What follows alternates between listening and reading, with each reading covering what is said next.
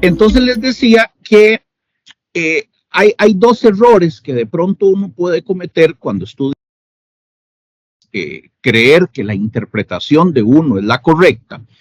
En ese sentido, yo creo que ya lo he dicho muchas veces, ¿verdad? Que lo que hago es un aporte, en algunos casos más bien mi intención es como poner a debatir un tema para que las personas que tienen interés en formarse, en seguir capacitándose, puedan tener otros puntos de vista para su estudio. Entonces, nunca jamás he pretendido ni de cerca de tener la verdad absoluta. Y el otro tema es con las personas que redactaron el código. A mí de nada me sirve, y creo que a nosotros como jurisdicción de nada nos sirve atacar personas o atacar redacciones o atacar el código. Al fin y al cabo está la norma que tenemos para implementarla y por lo tanto, de alguna manera de lo que se trata es de aplicarla de la mejor manera posible. Y en este sentido es que les decía que, por ejemplo, hablando con don Diego Benavides eventualmente, la intención de la redacción que tiene una norma era la que ellos pensaban en el momento de plantear el texto de esa manera. Pero lo cierto es que una cosa, lo que está en la mente del redactor de una norma, otra cosa es cómo lo redacta y otra cosa es cómo lo interpretemos. Yo creo que a nosotros como jueces, como juezas, como abogados litigantes, como intérpretes o aplicadores de las normas procesales del Código Procesal de Familia, más allá de lo que pensaba que debía ser quien redacta la norma, al final de lo que se trata es de poner este nuevo texto, que ya están 6 meses, poquito menos de la entrada en vigencia, ponerlo como parte de todo este elenco jurídico de normas que tenemos para aplicarlo. Entonces ahí posiblemente, y esto lo estoy introduciendo hoy porque posiblemente en tema probatorio vamos a encontrar ahí algunos aspectos un poco más que se prestan más a la discusión. Entonces, dicho esto, nada más permítanme para les agradecería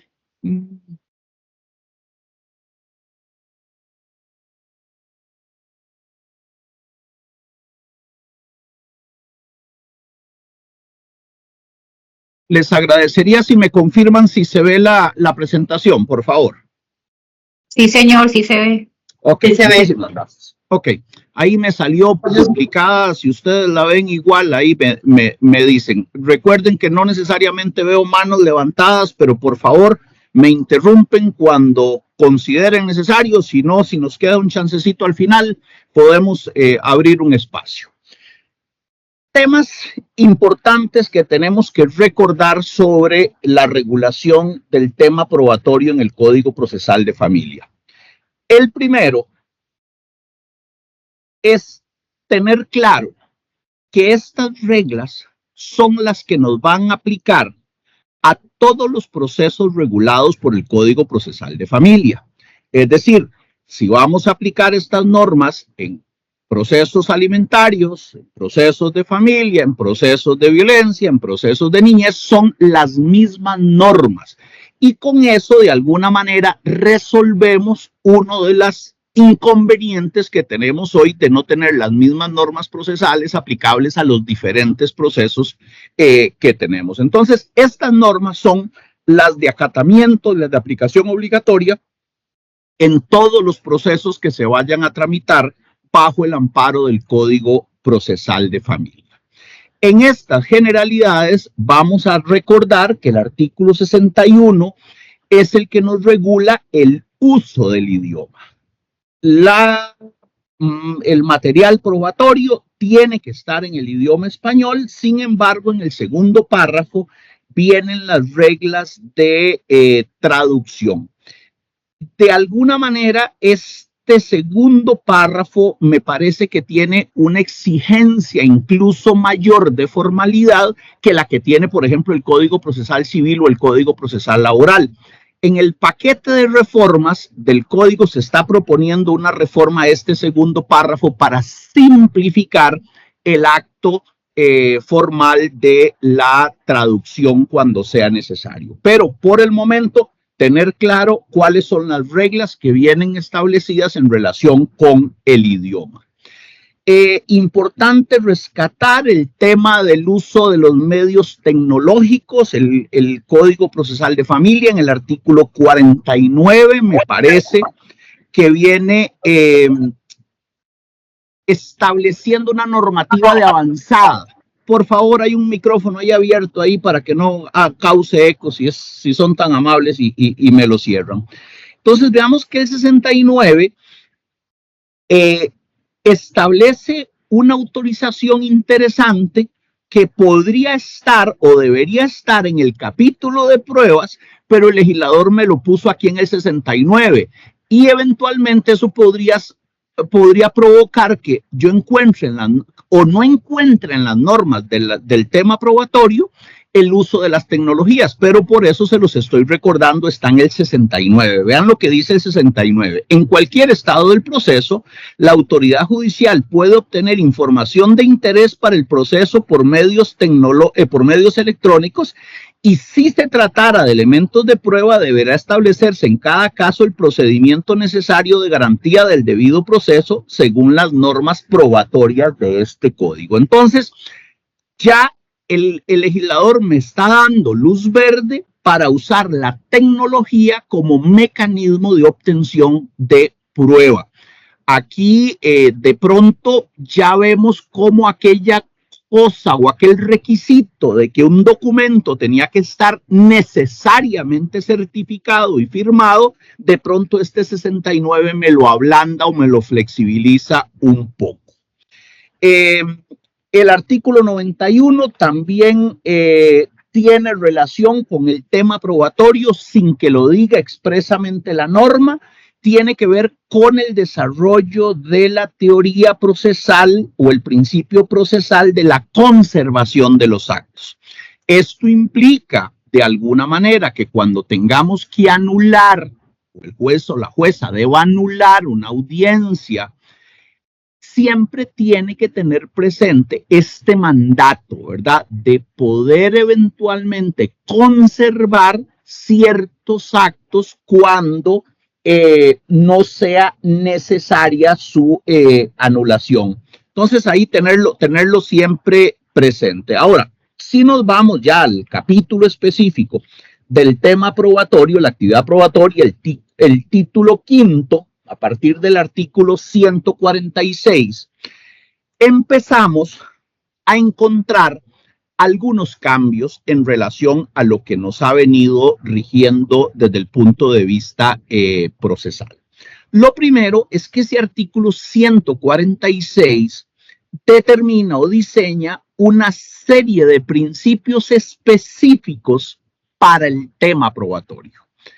Con esto lo que yo quiero rescatar es que cuando hablábamos de la parte inicial del código, cuando hablábamos del artículo 6 que me desarrollaba o me creaba estos principios propios del derecho procesal, y quienes me han escuchado tal vez en alguna otra actividad de capacitación, mi posición o mi visión es que este artículo 6 es el corazón del código.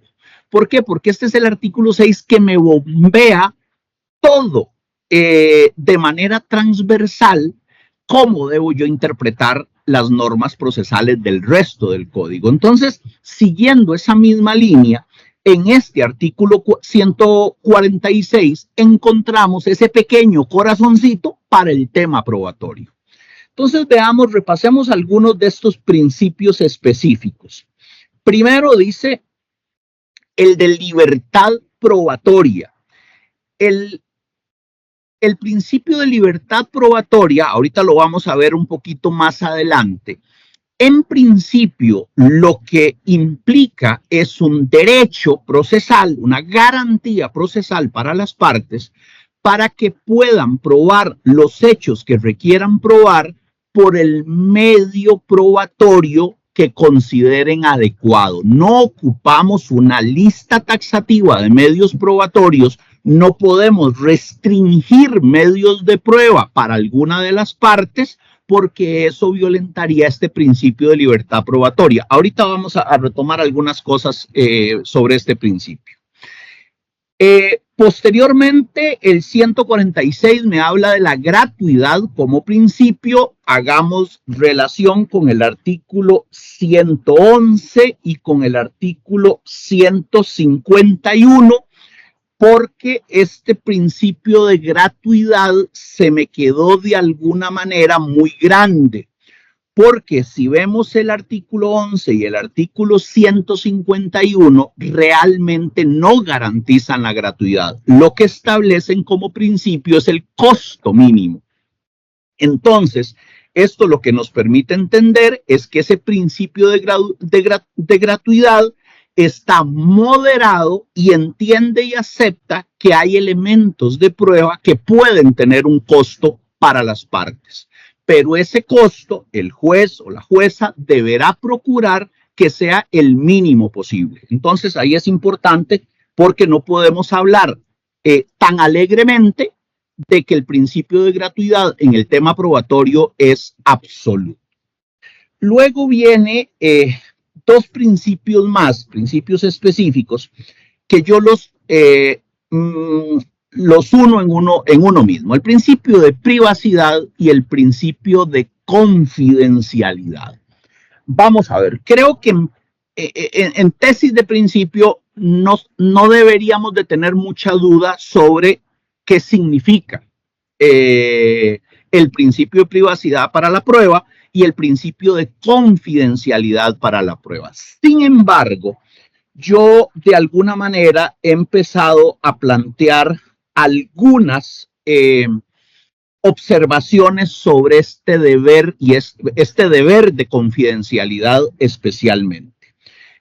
Menciono el artículo 63 aquí en la presentación porque el artículo 63 es un reforzamiento de la privacidad de los documentos del proceso, ¿verdad? Para tenerlo ahí siempre en la mira.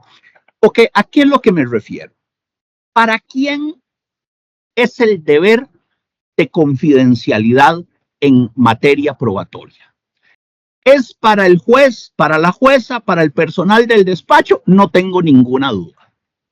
Es para ellos. Pero para las partes, ¿es o no es? Y aquí es donde viene mi observación. Yo entiendo de este código que los principios, por todas las normas que están en los 20 y pico sobre el deber de las partes y los principios generales del proceso, yo entendería que el deber de confidencialidad o el principio de confidencialidad respecto de las partes se convierte en un deber de confidencialidad. ¿Y qué pasa con ese deber de confidencialidad? Pensemos en general en nuestros procesos familiares. ¿Cuántas veces nos hemos enterado que una información que se aportó en un expediente como prueba, no sé, un pantallazo de WhatsApp o un estado en Facebook, etcétera, de pronto alguna de las partes usa esa información, la sube a redes sociales como un mecanismo para validar su posición frente a la familia y frente a los amigos para que vean que la otra, que todo el mundo creía que era la santa, más bien es la que ha hecho el problema. Ok, lo que pasa es que eso es prueba en un proceso. Esa información se obtuvo como parte del elenco probatorio de un proceso. Pero entonces, ¿dónde queda este deber de confidencialidad? Queda solamente en el buen sentir o en la buena decisión de las partes. Yo creería que no. Si yo relaciono los poderes y los deberes de la persona juzgadora con el principio de privacidad del proceso familiar, con el principio de privacidad como principio específico de prueba y el deber o principio de confidencialidad como principio de prueba, yo entendería que un juez de lo familiar, una jueza de lo familiar, tiene la potestad por un lado, pero la obligación, por otro, de garantizar este principio de confidencialidad. Entonces, ahora sí, planteo la posibilidad. ¿Será que a mí una de las partes me puede, en el proceso, pedir que le ordene a otra parte que retire de una publicación de Facebook, por ejemplo, el resultado de una prueba de ADN? O las fotos que se presentaron como prueba, o los screenshots de una conversación que se presentó como prueba. Yo diría que sí. Yo diría que los jueces tenemos la obligación, para garantizar el principio de confidencialidad, de tomar dos tipos de medidas en este tema: preventivas y sancionatorias, si se quiere de alguna manera. Entonces, ahí todavía me surge algo más. ¿Será que los jueces y las juezas, cuando vamos a hacer una audiencia donde se va a recibir prueba en un expediente, deberíamos incluirle en toda la información que tenemos que darle a las partes previo inicio de la audiencia el deber de confidencialidad, la prohibición de uso de las pruebas que en el proceso se aporten para fines externos al proceso? Mi respuesta es sí. Cierro este tema, insisto, recapitulando: tenemos un deber de confidencialidad que es muy claro cuando lo vemos visto desde la persona juzgadora. La persona juzgadora tiene el deber de manejar confidencialmente la información de los expedientes, de los procesos y la prueba. Pero este deber de confidencialidad, este principio de confidencialidad, perdón, cuando volvemos a ver a las partes, se convierte en un deber, y ese deber tiene no solo el responsable, que es la parte, sino una persona juzgadora que tiene que ser garante del cumplimiento de este principio de confidencialidad.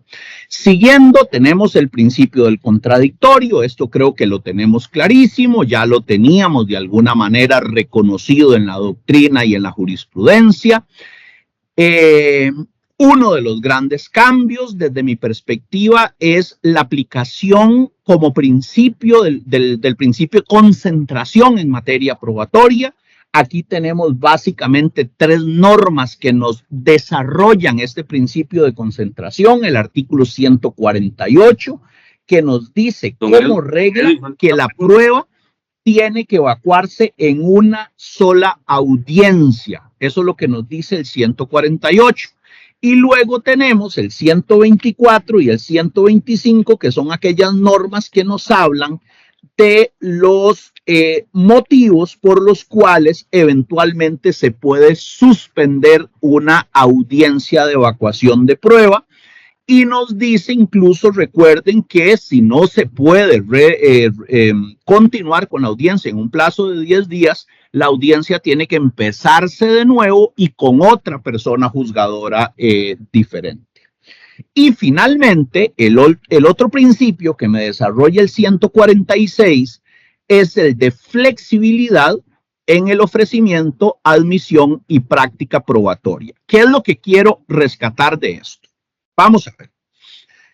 Si a mí hoy día, con las reglas actuales, me ofrecen una prueba fuera del plazo o del momento procesal que la parte, que la ley estableció, yo nada más le digo, esa prueba es extemporánea. ¿Por qué? Porque estoy aplicando un principio de rigidez en el ofrecimiento. Si yo estoy en la práctica de la prueba y una parte, el abogado o la abogada me pide espacio para preguntar, le doy chance de que pregunte, ya me dice que ya no tiene más preguntas, me voy para la otra parte hace 2, 3 preguntas, y el que ya había preguntado me dice, mire juez, es que yo quiero preguntar de nuevo, yo le digo, no, porque ya pasó su oportunidad de preguntar. ¿Cómo estoy resolviendo eso? Con un principio de rigidez en la práctica probatoria. Y este código me está diciendo no, es flexibilidad lo que tiene que operar. Esto lo vamos a ver más adelante en la presentación como ejemplo en 2 etapas procesales específicas, pero es importante tener claro que nosotros hemos históricamente resuelto bajo un sistema de rigidez en estos tres momentos. Vean que es flexibilidad en el ofrecimiento, flexibilidad en la admisión y flexibilidad en la práctica probatoria, ¿verdad? Son tres momentos diferentes donde el legislador me está diciendo que el principio es de flexibilidad. Recordemos en general las funciones de los principios para estos casos, ¿verdad? En estos escenarios, los principios los diseña el legislador como un mecanismo que me permite a mí interpretar la norma. Regresando al principio de libertad probatoria que estaba señalado en el artículo 146 como principio, pero que ahora el artículo 147 me lo desarrolla un poco más completo. Debemos entender que este principio de libertad probatoria es tanto para las partes como para la persona juzgadora. Cuando hablamos de la aplicación del principio para las partes, en la primera parte del artículo 147 nos lo dice clarísimo. Los hechos sometidos al debate podrán ser demostrados con cualquier tipo de prueba. Ahí está la garantía de la norma del 147, la garantía para las partes del cumplimiento del principio de facilidad probatoria del 146. Y luego, el mismo 147 me habla de la libertad probatoria, pero ahora para el juez, ya no para las partes. Y vean lo que me dice. El tribunal estará obligado, y ahí hacemos un alto. Esta norma me está estableciendo una obligación en mi función de persona juzgadora. ¿Y a qué me está obligando? A consultar documentos, indicadores económicos u otros, así como cualquier normativa pertinente para establecer los hechos. ¿Qué es lo que me está dando el 147? Una libertad, o más bien, una obligación disfrazada de libertad. ¿Para qué? Para consultar información que tenga carácter de prueba. Recordemos que que hoy día nosotros vemos la jurisdicción en pensiones alimentarias y de pronto nos es como más familiar esto de que el juez o la jueza llegue y se mete a la caja para ver salarios y se mete al registro para ver si tiene bienes, para establecer una base mínima de capacidad económica. Bueno, pues esa normativa, el 147 o esa práctica que teníamos en pensiones alimentarias, el legislador la recoge en el 147 y nos dice a todos los jueces y a las juezas que esa es una obligación que surge con este código. Otras cosas interesantes, en el 149 vienen las nuevas, yo le llamo nuevas reglas porque hay un par de variaciones, de la juramentación a quienes vayan a declarar, incluidos los peritos. Primero, me aclara aquel tema que en algún momento, que a mi parecer no debería prestarse a confusión, pero que sí ha generado alguna confusión, que es con la juramentación de las personas menores de edad. La norma expresamente establece que la juramentación es para mayores de 12 años. Si nos ponemos a revisar de dónde sale eso, es que a los 12 años aparece la responsabilidad penal, ¿verdad? Porque este tema del juramento, más que juramento, va asociado con la advertencia de las consecuencias de faltar a la verdad. Vamos a ver qué otra cosa. Ok, importante es la parte final de este 149.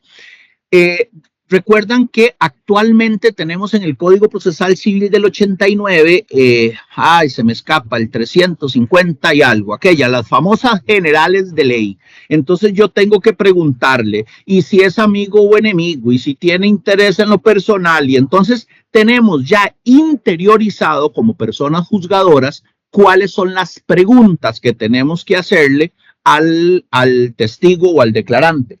El 149, si ustedes ven, me da una orientación de lo que yo tengo que preguntarle al testigo, pero no me hace esta lista de las generales de ley que yo tengo que preguntarle a la persona declarante. Incluso vean el tema de si en lo personal obtiene algún tipo de beneficio, ya no lo encontramos. Pero además, la norma me da la oportunidad para preguntarle al testigo. Todavía no estamos preguntándole sobre hechos, ¿verdad? Estamos hablando de esto que hoy día entendemos que son las generales de ley, ¿verdad? Que les llamamos.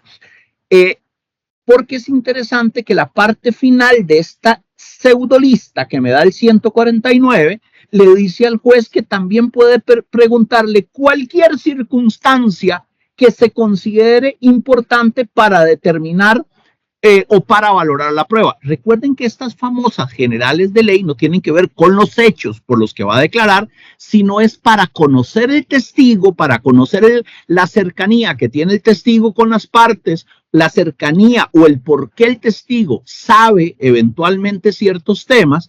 ¿Por qué? Porque eso es lo que me permite a mí eventualmente hacer el análisis de credibilidad del testigo. Entonces ahí importante siempre tener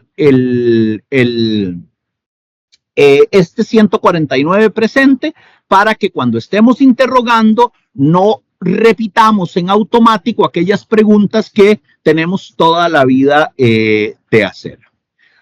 Una norma que a mí me encanta es el 150. Vean, ¿qué es lo que pasa? ¿Y por qué aquí a veces con la lectura de este 150 podemos de pronto patinar un poquito? Cuando a mí alguien me dice, pero es que eso de traer prueba de un expediente a otro expediente, eso siempre ha existido. Sí, de acuerdo, eso siempre ha existido, pero eso no es lo que me regula el 150. ¿Por qué? Porque el 150 lo que busca es trasladar la prueba recibida en un expediente a otro expediente, pero sin que la prueba mute. Me explico. Hoy día, cuando a mí me dicen que un testigo ya declaró en otro proceso y que yo quiero ofrecer eso como prueba, yo no estoy ofreciendo una prueba testimonial, estoy ofreciendo una prueba documental. Lo que en el otro expediente fue un testigo, en este expediente se me convierte en un documento, porque yo lo que estoy es trasladando las piezas del expediente donde consta la declaración del testigo, pero aquí no es testigo en este proceso nuevo. Eso es lo que viene intentando cambiar el 150, que esa prueba no mute, que si esa prueba fue pericial en el otro proceso, también sea pericial acá, que si esa prueba fue testimonial en el otro proceso, también sea testimonial acá. Pero además me establece reglas de validez y excepciones en el tema de la ratificación. ¿Por qué? Porque si de pronto decimos, ok, perfecto, tráigame esa prueba, tráigame el documento donde ese testigo declaró en el otro expediente para yo incorporarlo a este como testigo también. Ah, pero ocupo que me lo traigan para preguntarle a ver si es cierto que eso que él dijo allá, para ver si lo sostiene. Entonces, ese traslado de prueba no sirvió para nada. Quiero, por ejemplo, explicar la funcionalidad desde mi óptica de esta prueba trasladada. Nos pasa en violencia doméstica. La señora llega y reclama que hubo un acto de agresión porque el señor la vio con su nueva pareja. Entonces, uno de los que viene a declarar es esa nueva pareja, un testigo en violencia doméstica. Y nos dice, ay, sí, nosotros íbamos saliendo del cine, íbamos de la mano y donde él nos vio, etcétera, etcétera. Y resulta que el señor va y presenta una exoneración en el proceso de pensiones, porque la señora todavía tenía pensión alimentaria por esa nueva relación, y el mismo señor que le fue a decir al juez de violencia doméstica que eran pareja, ahora viene y le dice a pensiones, no, nosotros somos solo amigos. Eso nos pasa a veces en procesos de rebajo con procesos de guardacrianza. La parte se encarga de convencer al juez de pensiones alimentarias de que él no tiene plata para poder pagar la pensión que tiene fijada. pero al juez de familia lo van a convencer de que él tiene todos los recursos económicos para hacerse cargo del chiquillo. Y resulta que los dos jueces le creen y terminan dictando sentencias incluso con un cuadro fáctico contradictorio, pero demostrado, o al menos demostrado a criterio del juez. Entonces, esta es la utilidad de esta norma. Yo veo abogados y abogadas litigantes que sí hagan el trabajo de preguntarle a la parte, mire, ¿ustedes tienen otro proceso? Ah, sí, fíjate que tuvimos un régimen de visitas. Ah, bueno, entonces veo que los testigos que me están ofreciendo aquí son los mismos testigos que ofrecieron allá y de pronto hay hechos que son importantes en los dos procesos. Entonces veo al abogado haciendo su tarea para evitar que me cambien o que me vengan a mentir y que el juez no se dé cuenta, trasladar esa prueba. Pero insisto, trasladarla sin que la prueba mute, que ese es, y cuando hablo de la prueba que muta, insisto, estoy hablando de una prueba que en un proceso fue testimonial, pero ahora en este otro proceso es documental, porque esa es la forma que actualmente tenemos para trasladar prueba de un proceso a otro. Entonces, hagamos, para recapitular, la lectura de este 150. De acuerdo con el principio de abordaje integral, ahí tenemos el porqué de esta prueba trasladada, responde al principio de abordaje integral. De los procesos, dice, sobre una misma situación familiar, la prueba evacuada en otros procesos podrá ser incorporada sin necesidad de ratificación. Esa es la clave. No me puede el juez o la jueza exigir que me traigan al testigo para que me venga a contar si es cierto que es cierto lo que él dijo en el otro lado, ¿verdad? Ahora, ¿cuáles son los requisitos para que esta prueba sea trasladada sin mutar? Que los procesos sean entre las mismas partes. Esa es la clave de todo. Porque si el proceso es entre partes diferentes, podemos seguir trasladando la prueba, pero ahora sí me muta, ¿verdad? ¿Por qué? ¿Qué es lo que busca el legislador exigiendo que sea entre las mismas partes? Porque entonces la prueba fue introducida al contradictorio en el otro proceso también. Y entonces no hay violación al derecho de defensa. Pero si yo traigo como prueba testimonial un testimonio que fue declarado, que fue recibido en otro proceso, donde no estaban las mismas partes presentes, ahí ya habría una violación al derecho de defensa. Y finalmente, como excepción, y esto es importante, no es que está prohibido traer al declarante, sino que se le puede traer de manera excepcional. Dice la parte final del 150 que cuando se trate de prueba pericial o testimonial, excepcionalmente se podrán hacer llegar al proceso a quien haya emitido con el fin de ser examinados sobre determinados aspectos de interés. ¿Y cómo se definen estos aspectos de interés? Con la excepcionalidad. Si el juez llega o la jueza llega y dice, mire, es que sí, él declaró allá, pero allá era el tema del adulterio, el tema de la capacidad económica, se tocó de rebote, yo necesito que me profundice más sobre esto, ok, perfecto, ahí tengo la regla de excepcionalidad y yo lo voy a traer no a que me ratifique, porque si yo lo traigo para que me ratifique, estoy violentando este artículo 150. Yo lo traigo para que él me complemente información que yo necesito. Vamos a ver qué más. Este principio de facilidad probatoria tiene sus bemoles también. Vamos a ver. Cuando hablamos del principio de facilidad probatoria que está en el artículo 152, lo primero que yo me atrevo a afirmar es que esto no tiene que ver con la carga de la prueba.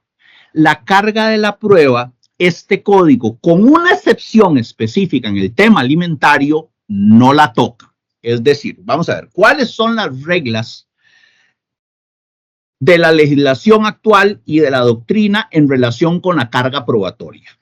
¿A quién le toca probar un hecho? Al que lo afirma. Sí, mi deber probatorio es demostrar el hecho que yo afirmé. Si yo en la demanda digo que Julanito de tal compró un carro, yo tengo la obligación como afirmador de ese hecho de demostrar que ese hecho es cierto.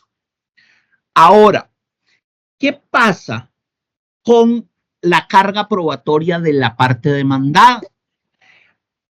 En principio, en tesis de principio, a mí no me toca demostrar que lo que la parte dijo no es cierto, sino a mí me toca demostrar aquellos hechos extintivos o modificativos del derecho del actor. Ejemplo más típico. Hubo un acto que interrumpió, por ejemplo, vamos a ver, o que produjo el cuadro fáctico para una caducidad o para una prescripción. Si yo como demandado alego ese hecho, me toca demostrarlo. Pero a quien le toca demostrar los hechos de la demanda es al actor. Esto se nos ha diluido un poco con esas nueva jurisprudencia y esas nuevas teorías sobre la carga difusa de la prueba. Pero me quedo en el marco general, ¿verdad? Entonces, la carga de la prueba lo que nos indica es a quién le toca demostrar qué. Ahora sí, si eso es la carga de la prueba, ¿qué es el principio de facilidad probatoria? Es otra cosa. El momento donde me devuelvo, la carga de la prueba yo la veo visible cuando la parte ofrece la prueba.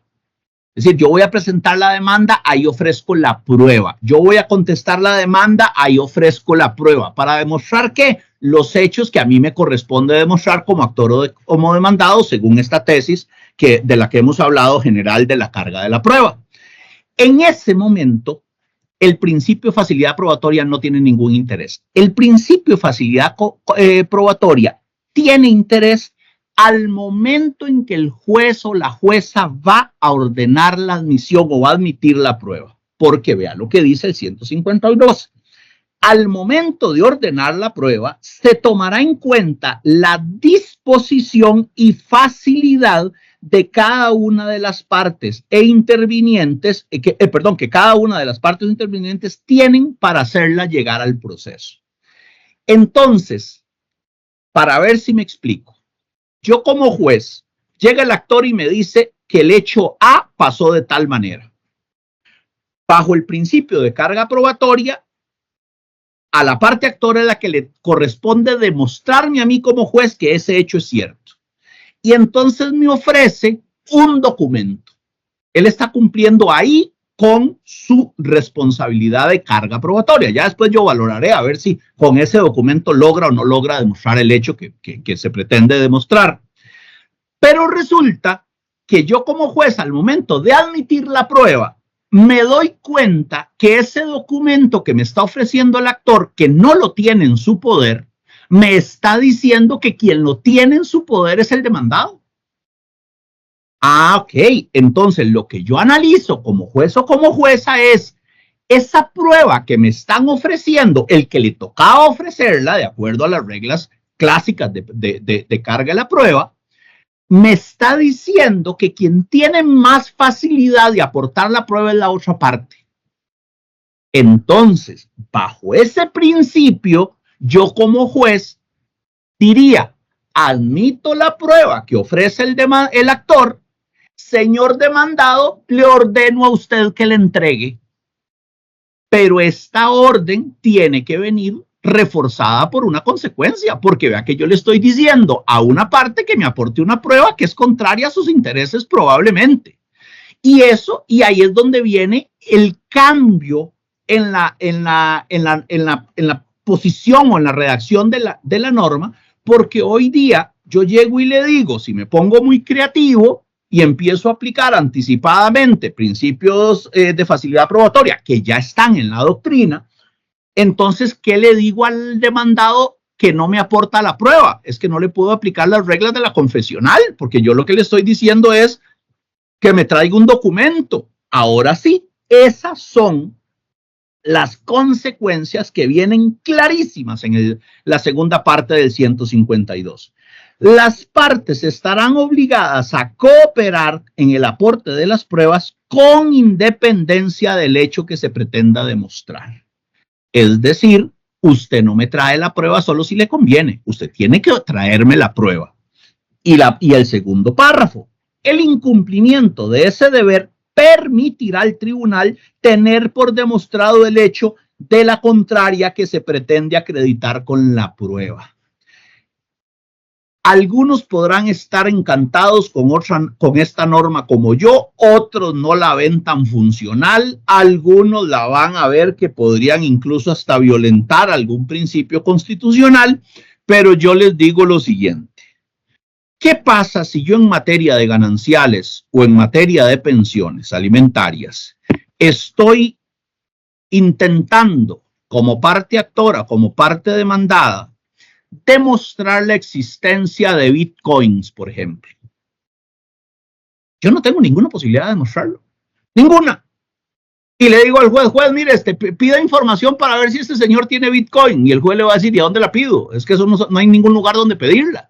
Entonces resulta que podríamos estar en una sentencia teniendo por no demostrado que hay una inversión en bitcoins que hubiese cambiado dramáticamente la decisión final que tomáramos en sentencia.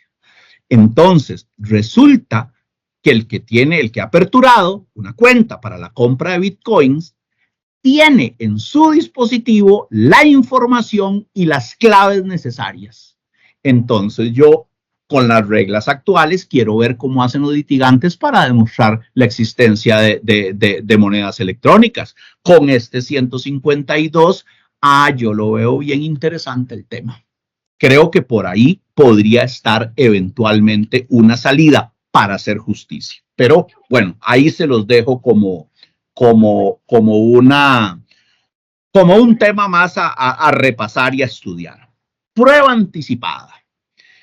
Básicamente hay pocos cambios con las reglas que tenemos ahorita. El 153 me da las pautas para saber cuándo procede pedir prueba anticipada. Puede ser antes de presentarse el proceso, puede ser ya presentado el proceso, pero todavía no estamos en la etapa probatoria.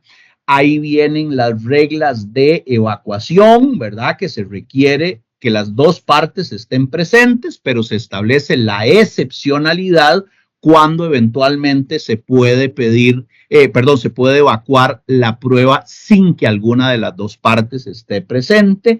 Importantísimo el párrafo tercero, esa prueba que se haya recibido de manera anticipada pierde la eficacia si se comprueba que no se produjo la condición que ameritó su anticipo. Y recordemos que los requisitos de admisibilidad de esta prueba fuera de las etapas que corresponde están dadas en el primer párrafo del 156, ¿verdad? Cuando se pretenda demostrar un hecho que por su naturaleza o por los riesgos que tiene con respecto a las personas o bienes, no pueda esperarse a ser evacuado en etapa procesal establecida. Ese es el mandato de admisibilidad. Ejemplos. Necesito demostrar el adulterio de la señora y el único que los ha visto es el vecino que tiene 115 años y el otro mes posiblemente ya esté muerto. Entonces, ese es el argumento que la parte puede usar, el peligro del fallecimiento, para anticipar la prueba. Vean qué interesante, se anticipó la prueba y resulta que el día que vamos a evacuar la prueba, el señor todavía no ha fallecido, sigue con sus condiciones de declarar, la prueba ya perdió eficacia. El juez sabe eso, me parece que el juez tiene que revisarlo, pero la parte contraria me parece que tiene una responsabilidad importante de alegar la pérdida de eficacia de la prueba cuando la condición que justificó el anticipo no se produjo, ¿verdad? Y luego yo pongo este tema aquí en el tapete. Y es, ¿quiénes pueden pedir el anticipo de prueba? El único artículo que me regula el anticipo de prueba es el 153. Y si yo lo reviso de arriba abajo, siempre me habla de la parte. Nunca me habla de la parte actora. Entonces, vean qué interesante. ¿Será que la parte que presume que va a ser demandada, que le resulta fundamental demostrar un hecho, puede solicitar el anticipo de prueba? Mi respuesta sigue siendo sí. No veo cómo se le pueda denegar a una parte que presume que va a ser demandada, porque es que la lógica de la prueba anticipada la hemos entendido, que es el actor el que va a demandar, ya sabe cuál es el hecho que pretende demostrar, ya sabe que no puede esperar a la etapa probatoria correcta, aunque haya presentado la demanda o todavía no la tenga lista, ahí tiene el mecanismo de la prueba anticipada para solicitarle al juzgado la recepción. Pero, ¿y qué pasa con el demandado? ¿Qué pasa con el demandado que todavía no es demandado porque aquel otro que tampoco es actor? Porque él todavía no ha presentado la demanda cuando es antes de presentarse la demanda. Porque creo que cuando ya se ha presentado la demanda, me parece que la discusión sería menos complicada. Cuando ya el proceso existe, me parece que el anticipo claramente lo pueden pedir cualquiera de las dos partes si se presenta. ¿Por qué? Porque ya los hechos están puestos en el debate. Pero yo me refiero a antes de presentar la demanda. Si una persona que asume que puede ser demandada, si requiere demostrar un hecho y se dan las condiciones de admisibilidad del 153, si ese que presume que va a ser demandado, si puede pedir el anticipo. Por ahí alguien me decía cuando planteaba esto y me decía, no, es que yo veo que es una pérdida de recursos porque qué tal si nunca lo demandan. Y le digo yo, de ahí la misma pregunta que nos tenemos que hacer cuando el que presenta el anticipo es quien va a demandar. ¿Qué pasa si nunca demanda? Nada, lo mismo que va a pasar con la prueba. Esa prueba no tiene ninguna validez en ningún momento. Pero sí quería como dejarles ahí en la mente y en el análisis individual de cada uno de ustedes esta duda que a mí me ha surgido y eventualmente la posición que yo tengo al respecto. Vamos a ir avanzando para que no nos quedemos más de la cuenta.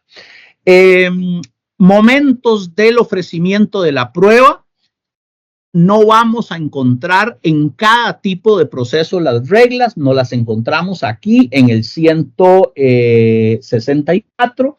Tenemos reglas básicas de momento de admisión de ofrecimiento de prueba, el actor en su demanda, el demandado en su contestación. Sin embargo, la parte final de este 154 nos da la oportunidad de ofrecer prueba fuera de esos momentos cuando se alegue que no fue conocida o que no fue posible obtenerla con anterioridad. Y en ese caso, la prueba se ofrece sin formalismo alguno en cualquier momento del proceso hasta el inicio de la audiencia.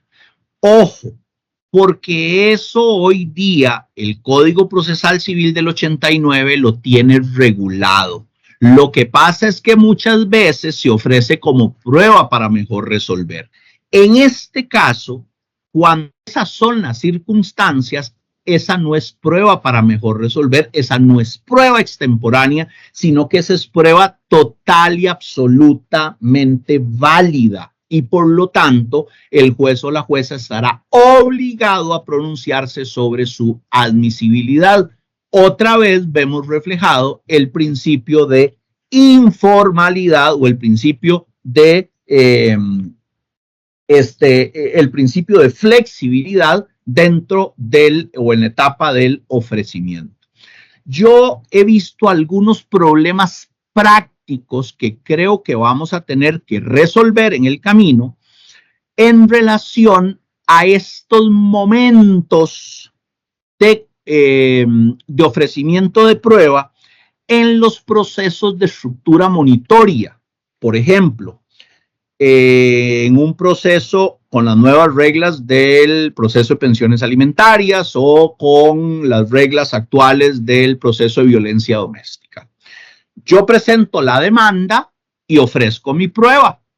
Resulta que el demandado no tiene una etapa de contestación, tiene una etapa para oponerse y con eso lograr una audiencia.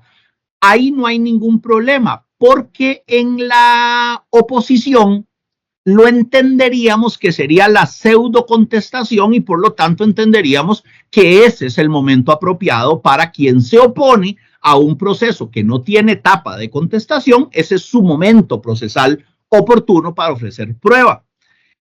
¿Qué es lo que pasa en ambos procesos? Estos dos que mencioné de estructura monitoria, pero recordemos que el Código Procesal de Familia tiene más procesos de estructura monitoria, como el proceso de restitución internacional de personas menores de edad, que la etapa de la contraprueba no está establecida. Entonces resulta que el demandado se opone a la sentencia anticipada y ofrece prueba para demostrar unos hechos que son relevantes jurídicamente, pero que no estaban siendo objeto de discusión porque no habían sido planteados en la demanda.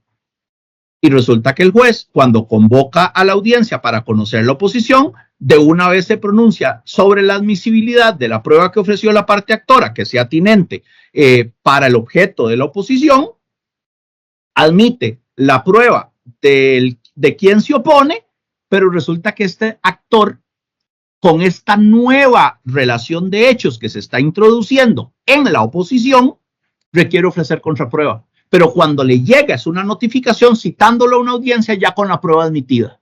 Entonces ven por qué yo veo un problema práctico en los procesos de estructura monitoria para el ofrecimiento de la contraprueba. Si no tengo una etapa, significa que no pueden ofrecer prueba. No, yo entonces me iría otra vez al principio de flexibilidad. Entonces vean cómo estos principios del artículo 146 no están ahí nada más porque qué bonito o que se les ocurrió a los al redactor del código, a los redactores del código, ponerlo ahí para que empezáramos el capítulo de prueba con principios. No, es porque esos principios nos van a ayudar a resolver todas estas circunstancias que vamos a ir identificando con la aplicación práctica de la norma.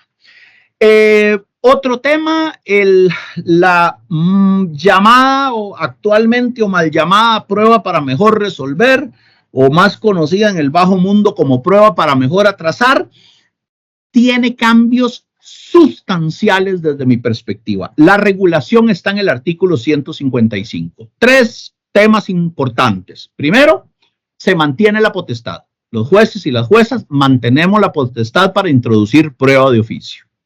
Pero, ¿qué es lo que pasa? Que ahora tenemos que fundamentar por qué ocupamos esa prueba, por qué introducimos esa prueba. Y esa fundamentación no es arbitraria, es reglada. El segundo párrafo nos dice, la persona juzgadora deberá fundamentar su decisión tomando en cuenta principios de imparcialidad, es decir, juez no se ponga a ayudarle a una de las partes, razonabilidad, juez vea qué es lo que va a pedir. Perdón, hay un micrófono ahí que se me lo habilitaron. Proporcionalidad, experiencia, solución integral, vulnerabilidad. Con el tema de vulnerabilidad me puedo agarrar para no romper el principio de imparcialidad porque ya tengo una justificación en razón de la vulnerabilidad, protección y accesibilidad, así como para evitar fraudes procesales. Esto significa que con el Código Procesal de Familia nosotros no podemos decidir, como prueba para mejor proveer se ordena tal cosa. No, no es tan sencillo. Tenemos que decir por qué. Y luego, lo interesante es que esa resolución que ordena prueba para mejor resolver, que hoy día no tiene ningún recurso, con el Código Procesal de Familia, de acuerdo al artículo 101, tiene incluso recurso de apelación. Y introduzco como valor agregado los problemas que yo le veo con el factor tiempo. Trato y me explico. Me voy a quedar en un resolutivo familiar. Yo llego y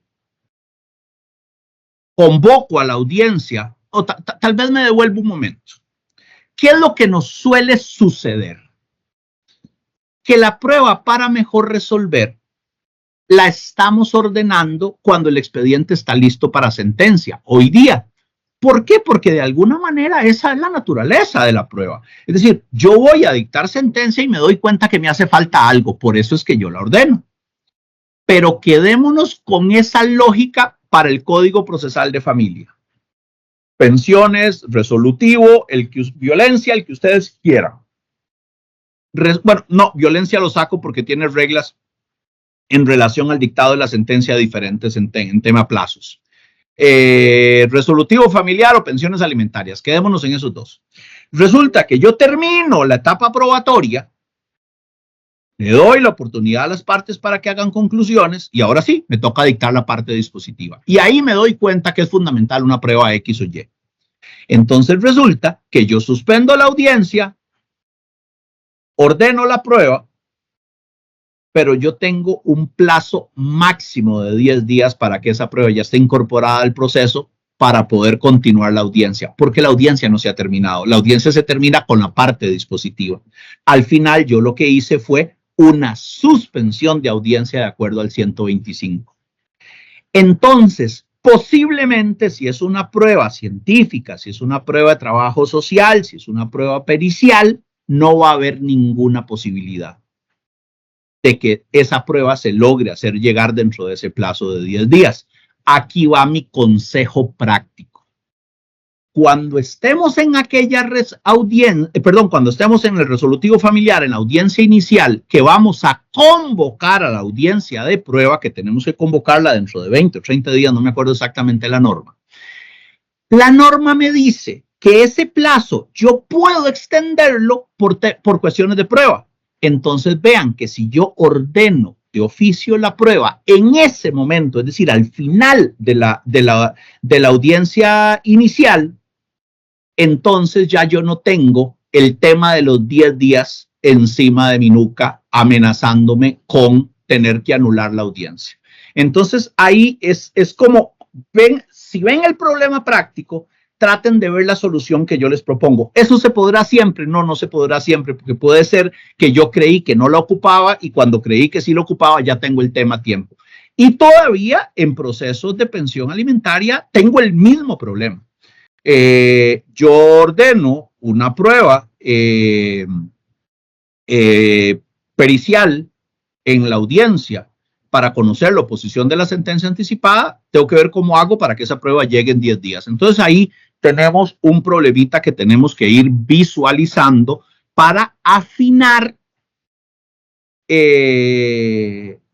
cuándo, cómo y por qué introducimos prueba de oficio. Hay un artículo, perdón, hay un tema que a mí me interesa mucho que lo repasemos. No voy a profundizar mucho, ahí les quedan los artículos 156 y 157. Mi petición, con mucho cariño, es que cuando nos pronunciemos sobre la prueba que se va a evacuar, la prueba que se va a admitir, tengamos pegado en algún lado este artículo 156 y 157. ¿Por qué? Porque hoy día yo he visto muchas audiencias que se alargan innecesariamente porque traemos un montón de testigos que vienen a decir cosas innecesarias, que se vienen a referir a temas que ni siquiera son controvertidos. ¿Por qué? Porque de pronto hemos sentido como que si me ofrecen 3 testigos, yo se los admito. Si me ofrecen 8, se los redujo a 3. Y casi siempre eso es trabajo de los técnicos.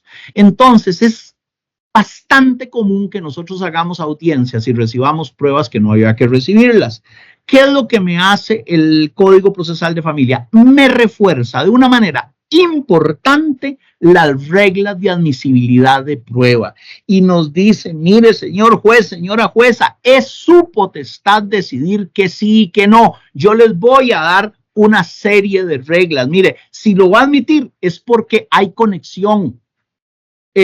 Suele suceder en régimen de visitas que me llegan testigos que no dicen absolutamente nada importante. En pensiones alimentarias, testigos que no dicen absolutamente nada importante. Vean, entonces la norma me dice, revise si eso es pertinente, si esa prueba es pertinente, si esa prueba es útil. si nos trae alguna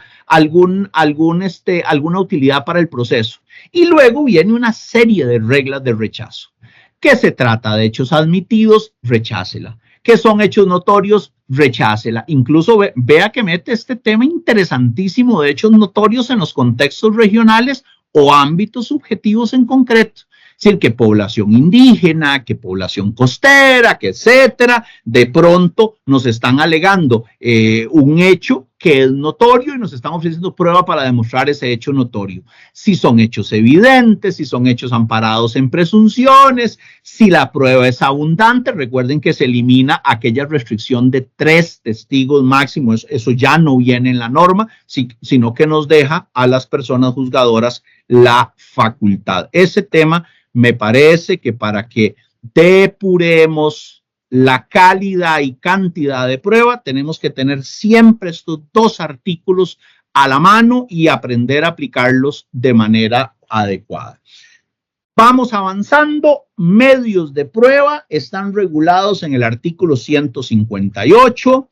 Me habla de declaración de partes, de declaración de terceros, documentos, informes, dictámenes periciales, dictámenes científicos y tecnológicos, reconocimiento de lugares, personas, cosas o situaciones familiares y cualquier otro, me dice el inciso 7 del 158. Si yo comparo esta norma con la que tenemos actualmente, veo que me aparece el reconocimiento de lugares como un medio probatorio nuevo. Lo demás es a lectura ligera, lo mismo. No me está cambiando nada el 158, pero salvo el tema de reconocimiento de lugares. Pero detengámonos un momentito para ver si efectivamente ese cambio no existe o si es un cambio que no estamos viendo.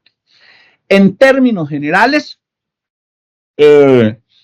a partir del 159 vienen algunas reglas generales para cualquier medio probatorio, ¿verdad? La necesaria participación de intérpretes, tener claro de acuerdo al 159 que el intérprete no está solo para un tema de idioma. Vea que la forma en que está redactada la norma se refiere a cualquier forma de comunicarse que requiera el apoyo de alguien que pueda interpretar lo que la persona está queriendo decir.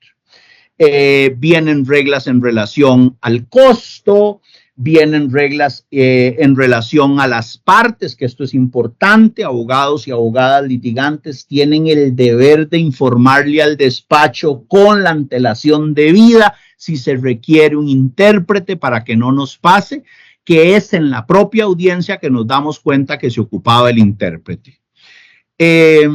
Importante este tema del 160, que es de alguna manera un derivado del principio de inmediación, ¿verdad? Que dice que las pruebas se deben de practicar en el momento en que lo señale la autoridad judicial y en el asiento del despacho. Esa es la regla. ¿Dónde se evacúan las pruebas? En el asiento del despacho. ¿Se puede recibir prueba en un lugar diferente? Sí, sí se puede. Cuando las circunstancias lo ameriten. Incluso, vean qué interesante, se pueden utilizar medios tecnológicos disponibles siempre y cuando se garantice el debido proceso, y ahí viene el problema, y el principio de inmediación. No puedo romper el principio de inmediación. Ya de esto hemos hablado bastante. Entonces, desde mi perspectiva, esta disposición del 160 desaparece la posibilidad de delegar competencia para prácticas probatorias. Ya yo no puedo, como juez de familia de Limón, delegarle al juzgado de familia de Puriscal que me evacúe una prueba que es una inspección en un terreno para constatar si había vacas o no habían vacas. El juez de Limón va a tener que ir a Puriscal. ¿Por qué? Porque si lo delega, rompe el principio de inmediación. Hay un par de cosas, porque cuando he dicho esto, quienes no lo habían visto se sorprenden un poco con mi afirmación. Es que recuerden que la competencia delegada está regulada en el Código Procesal Civil del 89. Por eso es que yo le puedo pedir a otro juez que haga algo por mí, porque la norma me permite delegarla la competencia. En el Código, al quedar derogado el Código Procesal Civil del 89 a partir del 1 de octubre, entonces yo no tengo norma habilitante. No tengo, el Código Procesal de Familia no tiene norma habilitante. Alguien me ha dicho, mire, pero es que el artículo 5.6 de la Ley Orgánica del Poder Judicial permite la delegación. Sí, pero para actos que no son probatorios. Por eso, yo en pensiones alimentarias sí podría delegar la competencia para ordenar un allanamiento. Lo que no puedo es evacuar prueba a través de la competencia delegada, porque rompo el principio de inmediatez y estoy casi seguro que el tribunal nos va a anular esa sentencia. Recordar que si eventualmente es posible, para evitar un traslado de la persona juzgadora, si hay posibilidades de hacerlo a través de medios tecnológicos, perfecto. Entonces, en la medida de lo posible, tenemos que empezar a sustituir la delegación de la competencia por el uso de medios tecnológicos que está autorizado en el propio 160. Ahora, hablemos del primer medio probatorio, algunas cosas importantes en relación a la declaración de partes. La primera pregunta, permítame un momento. La primera pregunta que uno se tiene que hacer es si el legislador está hablando de la famosa prueba confesional que ya conocemos. Lo primero que hay que decir es, en ningún lado de este capítulo se habla de prueba confesional y no se usa la palabra confesional. Entonces, eso no me resuelve totalmente mi pregunta, porque puede ser que es lo que ya conocemos como prueba confesional, ahora llamado por el código por otro nombre. Recuerden que el Código Procesal Civil tiene declaración de parte e interrogatorio de parte, dependiendo de si se le preguntan hechos personales al confesante o se le preguntan hechos de terceros. Esa diferencia de declaración de parte, interrogatorio de parte en el Código Procesal de Familia desaparece. Y eso significa que si yo traigo a declarar una de las partes, se le pueden preguntar tanto hechos personales como hechos de terceros y ya ese problema de que se me oponen porque se ofreció como prueba tal y eso no permite el interrogatorio sobre hechos de terceros y que algunos jueces, aplicando principios de flexibilidad, admiten la pregunta y otros jueces, simple y sencillamente, aplicando literalidad de la norma, dicen, no se permite esta pregunta porque usted lo que ofreció es este medio de prueba y no este. Pero bueno, esa discusión a partir del 1 de octubre ya no la vamos a tener, porque a través de esta prueba que se llama declaración de parte, no se hace ninguna diferencia en ese sentido. Si nos ponemos a revisar el 162, dice que las partes tienen el deber de prestar declaración sobre hechos que les sean propios o ajenos. Ok, entonces esta prueba es de las partes. Todavía no, bueno, perdón, ya sabemos que pueden ser propios o que pueden ser ajenos. Entonces ahora tratamos de descifrar esto de si estamos hablando de la prueba confesional llamada de otra manera o es un elemento de un medio de prueba diferente a la confesional. Entonces ahí empezamos a hacernos preguntas y a tratar de responderlas. ¿Quién? Porque con la redacción actual del Código Procesal Civil del 89 era clarísimo que yo puedo, que el medio de prueba es que una parte llame a confesión al otro, ¿verdad? Ese es el medio de prueba. Pero resulta que aquí esa norma no la encuentro. Entonces empezamos a preguntarnos, esta prueba, igual que la confesional, solo le permite a una parte llamar a la otra confesión o a declaración de parte, digámosle, para empezar a usar en la nueva terminología. ¿O será que yo me puedo ofrecer mi propia declaración como prueba? Si decimos que no, ¿cuál es el fundamento para decir que no?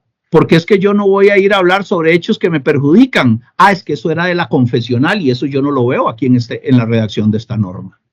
Y si decimos que sí, entonces ¿quién me interroga? ¿Me interroga mi propio abogado? ¿O yo le digo al juez que lo que quiero es contarle mi parte de la historia? Y si yo puedo ofrecer mi propia declaración de parte, la parte contraria me puede interrogar o no me puede interrogar. Yo creería que esa última pregunta es más fácil de responder. Sí, sí se puede. ¿Por qué? Por un tema de contradictorio. La prueba tiene que introducirse al contradictorio y las declaraciones se introducen al contradictorio permitiendo a las partes que hagan preguntas. Este tema quedará probablemente al análisis del Tribunal de Familia y de la Sala Segunda en su momento. Yo lo que les puedo decir es que la prohibición para que yo ofrezca mi propia declaración no está en el código. Y si yo digo que no, y tengo aquella norma de libertad probatoria y tengo aquella otra de flexibilidad, entonces ¿cómo yo puedo justificar que yo no puedo ofrecer mi propia declaración en este contexto del Código Procesal de Familia? Hay quien me ha dicho, es que es muy fácil, yo sí voy a declarar, yo ya no voy a ir a contar mis pecados. Y yo digo, sí, claro que sí, usted ya no va a ir a contar sus pecados. Y eso reafirma mi tesis de por qué ya no se llama confesional. Recordemos que en la prueba confesional yo voy a confesar lo malo que hice.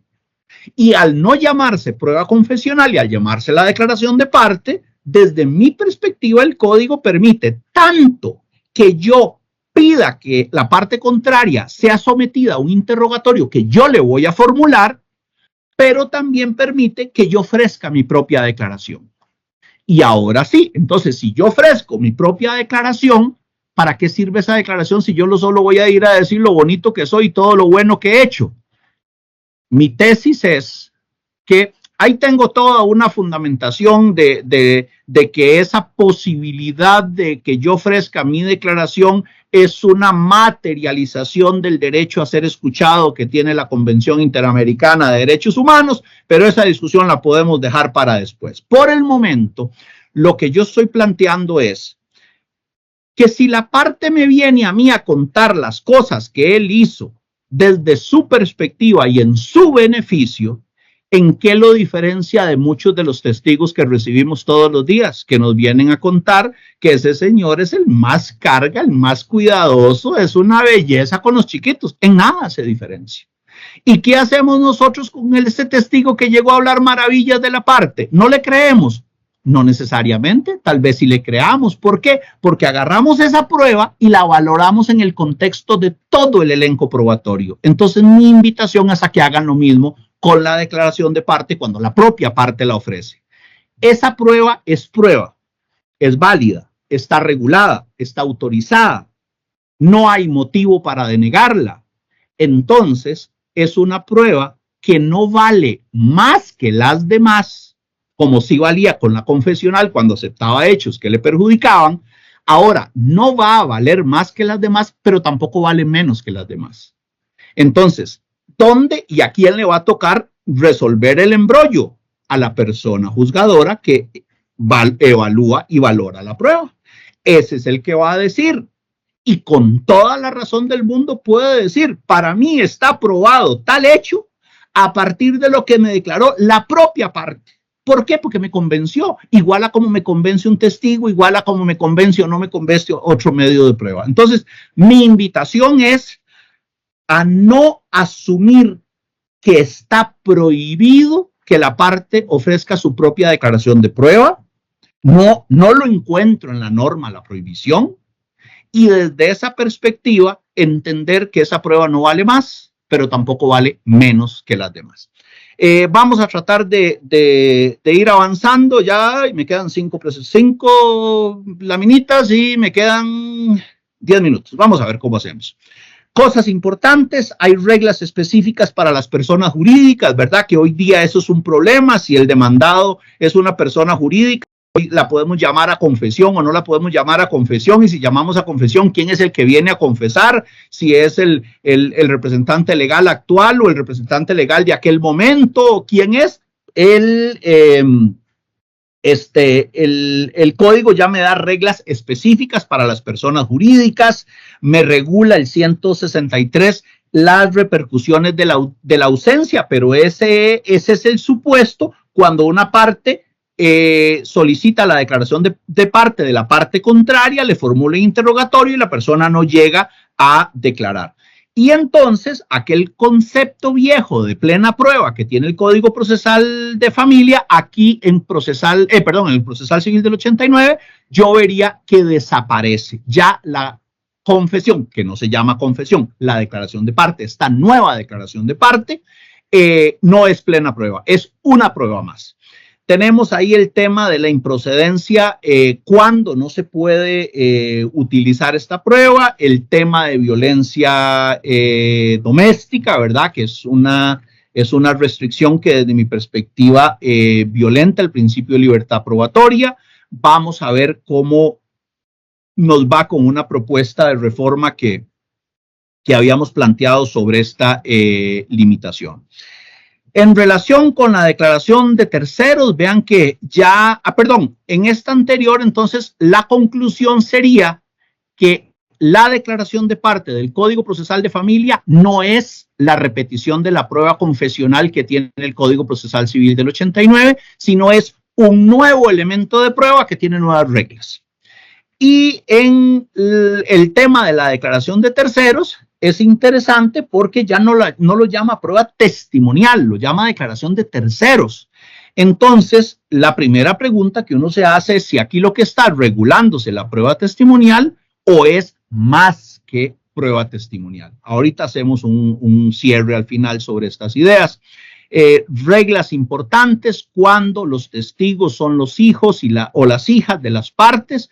Ver el artículo 167, que desde mi perspectiva riñe con el Código de Niñez y Adolescencia. Creo que ahí vamos a tener que hacer un ejercicio importante de ponderación de derechos humanos de la Convención, dije Código de Niñez y Adolescencia, la Convención de Derechos del Niño, hacer una ponderación porque el 167 es una norma de carácter procesal. Ahí hay que tener un cuidado con eso y creo que a la hora de la aplicación práctica, no quiero incidir, pero creo que tenemos que decantarnos por la protección de los derechos sustanciales de la Convención frente a las restricciones o a los permisos procesales que está estableciendo el 167. Eso sí, hay que fundamentarlo quien se decante por esta línea.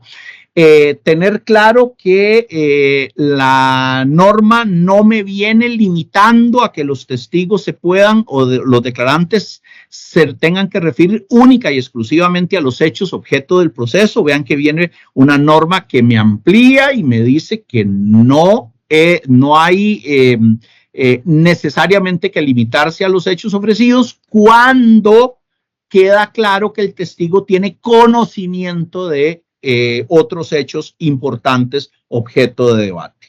Reglas sobre el secreto profesional, sobre las excepciones para levantar el secreto profesional, reglas importantes de dirección de interrogatorio, artículo 141, artículo 149. Es importante tener estas reglas porque hay cosas que hoy día hacemos en automático que este código no las establece como reglas, como por ejemplo, pregunta primero el que ofreció la prueba. En este código no está regulado de esa manera. Lo que establece es que el juez o la jueza decidirá en funciones de las particularidades de quien está declarando a cuál de los dos le da la palabra primero.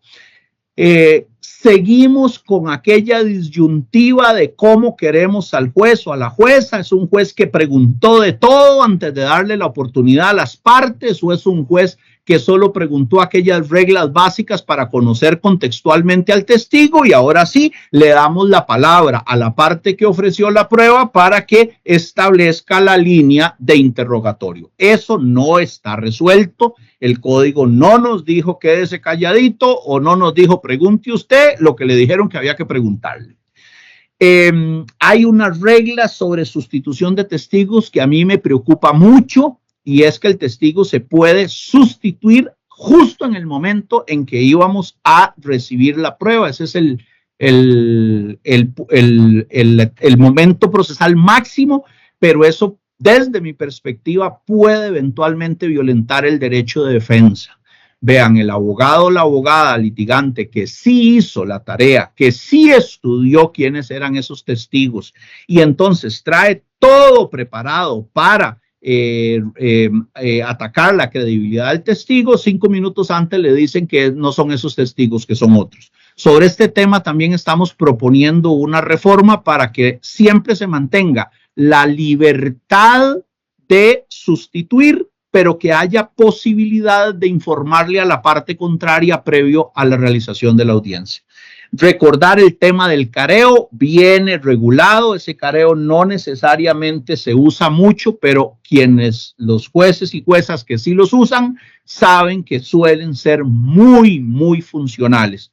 Igual abogados y abogadas litigantes, ahí tienen a disposición esa solicitud de careo, que no es un medio de prueba, sino que es un mecanismo para trabajar la credibilidad de los testigos. Igual vean las reglas del 174 en relación con la ausencia de testigos, se pueden traer mediante fuerza pública. Esta norma tiene un problemita que creo que el amparo nos podría, porque como no está obligado citar a los testigos, entonces nada más imagínense que una parte ofreció un testigo, ni siquiera le avisó, no llegó y ahora le dice al juez que lo vaya a traer con la fuerza pública y la fuerza pública va y lo trae y la persona nunca le dijeron que había que ir a declarar. Ese tema creo que tenemos que trabajarlo con cuidado. En relación con el tema de los documentos, informes, varias reglas ahí interesantes, ¿verdad? Hay una presunción de validez. Viene el mecanismo de la impugnación de los documentos privados en el 177. En relación al tema de los informes periciales, creo que hay como 3 o 4 variaciones importantes. Las resumo para no quedarme aquí. Recordar que la norma viene permitiendo que la parte contrate su propio perito antes de iniciado el proceso. Y en la demanda, en lugar de ofrecernos que se nombre un perito, ya nos ofrece el peritaje hecho. Eso no es prueba documental, eso es prueba pericial, ya viene. Lo que está habilitando la norma es a que ese peritaje lo haga la parte antes de presentar. Eso sí, hay requisitos de validez en relación al perfil de ese perito, ¿verdad? No es que puedo ir a contratar a cualquiera para que me acomode el peritaje a mi conveniencia.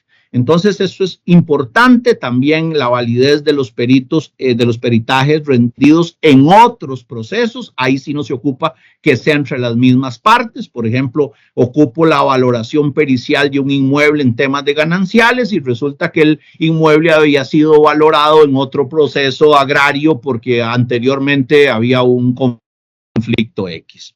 La otra variación que trae es que la designación de un perito no solo debe recaer en una persona, dependiendo de las circunstancias, pueden ser en un equipo o incluso en una institución. Este tema del peritaje institucional, tengámoslo ahí presente porque habrá casos en los cuales es importante. Y finalmente, en tema de peritaje, es importante que las partes ahora van a tener el derecho de contar con la asistencia de un experto para evaluar el peritaje en caso de que el peritaje se rinda en la audiencia. Entonces, esto es importante. Me parece a mí, aunque la norma no lo dice expresamente, que ese acompañante técnico no debería estar durante toda la audiencia, sino únicamente lo hacemos pasar en el momento en que el perito designado va a rendir el informe. Con el tema de los dictámenes científicos y tecnológicos, viene regulado de manera bastante completa a partir del artículo 187.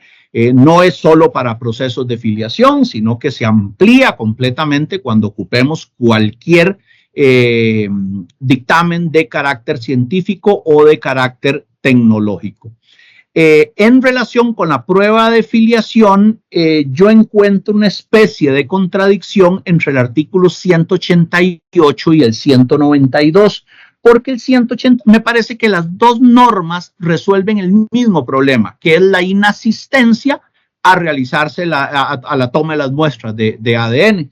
Y el 188 me dice que,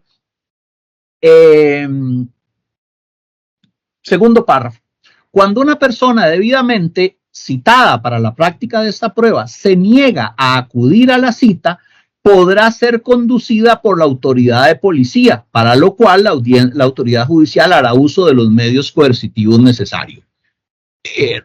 Reforma brutal, ¿verdad? ¿Qué me está diciendo? Si la parte no va y yo necesito esa prueba, yo como juez ordeno que la fuerza pública me lo lleve. Y aquí entramos a ver temas constitucionales. Permítanme un momento.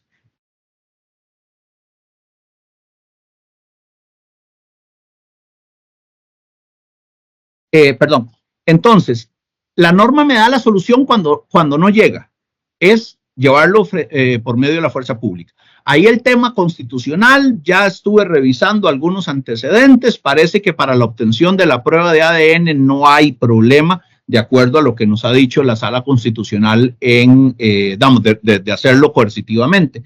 Pero resulta que el 192 me resuelve el mismo problema. Cuando la persona no va, entonces yo tengo como cierto lo que se pretendía demostrar con la prueba. Entonces, la aparente contradicción es que yo tengo una norma que me dice que si no va, lo llevo con la policía, y tengo otra norma que me dice que si no va, yo tengo por cierto lo que se pretendía demostrar con la prueba. Para no verlo de manera contradictoria, yo tengo que verlo de manera complementaria. Yo podría entender que yo primero aplico el 188 y si no me funciona, aplico el 192. Pero eso es una tesis interpretativa mía. Ahí lo vemos con calma. Ya vamos a terminar. Solo nos faltan 2 y solo me he pasado 2 minutos. Este medio de prueba sí es totalmente novedoso. Viene regulado a partir del 189 y a mí me parece una maravilla. Vamos, regula valoración física de personas. Es hoy día, por ejemplo, en violencia doméstica se hace mucho. ¿Qué es lo que pasa? Que se lo quitan al juez. La valoración física se puede seguir haciendo, pero dice que tiene que hacerse por medio de profesionales del Poder Judicial o cualquier entidad pública o privada que se encargue de estas actuaciones. Entonces ahí tenemos que empezar a trabajar el tema con el servicio médico de valoración, que en algunos lugares funciona muy bien ya, pero ese es un tema que hay que trabajarlo. Entonces, en principio no es el juez el que tiene que hacer constancia de que la señora tiene 3 golpes, sino que esta valoración física se hace en el momento, se valida de alguna manera el anticipo de la prueba, porque de alguna manera es un anticipo, ¿verdad? Y importante, ¿quién la realiza? Vamos a ver, y las reglas que vienen sobre la protección de derechos de la personalidad en las valoraciones físicas de personas, ¿verdad? Para efecto de evitar lo que yo no sé si a algunos de ustedes le ha pasado, que a mí me ha pasado recibiendo una víctima de violencia doméstica en la madrugada y cuando la veo se está quitando parte de la blusa porque quiere que yo le vea el morete que tiene. Entonces ese tema lo que hay que hacer es saber que tenemos que manejarlo a través de las personas especialistas que vienen siendo autorizadas en este 189. Pero también viene regulado que a mí me parece maravilloso, el reconocimiento de situaciones familiares. También el reconocimiento de lugares y el reconocimiento de cosas. En relación al reconocimiento de lugares y al reconocimiento de cosas, digámosle que eso ya lo habíamos venido practicando. Ahora ya viene regulado en el 190 de manera muy concreta. El reconocimiento de las situaciones familiares es el que a mí me parece una innovación. Y yo, por ejemplo, lo veo muy funcional en un tema de visitas. Me dice la mamá, es que la chiquita apenas ve al papá, se ataca a llorar y se esconde. Y me dice el papá, es que la chiquita apenas me ve a mí, se me tira a los brazos. Y llega la señora y me lleva 3 testigos, adivine lo que dicen. Ah, sí, que donde la chiquita ve al papá se ataca a llorar. Y el señor me lleva 3 testigos y adivine lo que dicen. Ah, es que donde la ve le tira los brazos. Y me quedo exactamente en el mismo lugar. Listo, yo quiero reconocer esa situación familiar y yo como juez quiero ver esa interacción. y esa interacción a mí me va a sacar de cualquier duda y me va a permitir de alguna manera tomar una decisión más justa. A mí me parece que esa es una innovación muy, muy interesante. Creo que la posibilidad de anticiparla, este reconocimiento de una situación familiar es muy interesante. Podría ser que un abogado, una abogada litigante diga, mire, es que por tal razón lo acomodamos en los requisitos de admisibilidad, requiero el reconocimiento de tal situación familiar. Pensemos en discapacidad, pensemos en adultos mayores, pensemos en los que ustedes quieran. ¿Por qué? Porque dependiendo del resultado de esa prueba, eventualmente la parte va a decidir demandar o no. ¿Está prohibido? No, no está prohibido anticipar este tipo de medio probatorio. ¿Por qué? Porque todas las pruebas están sujetas al anticipo. Y recordar también que viene la norma adicional que le permite a la persona juzgadora acudir al auxilio policial o cualquier medio coercitivo que requiera para poder evacuar alguno de estos medios de prueba. ¿Por qué? Porque si el juez lo que quiere es ir a ver la interacción o quiere ir a ver una situación de atención de adulto mayor, etcétera, podría ser que no lo quieran dejar entrar. Entonces ahí tenemos las normas que incluso nos llevan hasta la posibilidad de usar medios coercitivos. Y termino, sí, ya termino con esto. Recordar que las reglas de apreciación y valoración de prueba que actualmente están en el Código de Familia, esa norma se vacía y se le mete otro texto diferente y se traslada al 191 del Código Procesal de Familia. Ese es el que nos da las reglas de valoración y apreciación de prueba. Si hacemos la lectura y lo comparamos con el actual 5, creo que es del 8 del Código de Familia, vemos que es muy poco cambio, es interesante, creo que le mete el sentido de la experiencia, el sentido de la ciencia, si no me equivoco, son las dos variaciones mínimas que tiene el código en este tema de evaluación, de apreciación de prueba. Bueno, con eso estoy terminando. Reiterarles que esta es la dinámica que hemos estado usando, ¿verdad? Ir repasando temitas. De pronto para algunas personas será muy reiterativo porque ya lo tenían bien claro. Algunas personas que creían que lo tenían bien claro, de pronto mencioné algunos temas que los pueden hacer ponerse a pensar nuevamente. Y de pronto para otras personas es pura información nueva y útil. Yo lo que espero es que sea útil para unos y para otros. Terminamos entonces, para que no los dejen. Si hay alguna pregunta, las pueden plantear en el chat y yo ahora con más calma las contesto todas. Saludos, un abrazo a todos y nos vemos el jueves para ver. Recuerden, vamos a ver cuándo es. El jueves 9 de mayo tenemos la sexta, creo, la quinta o la sexta charla.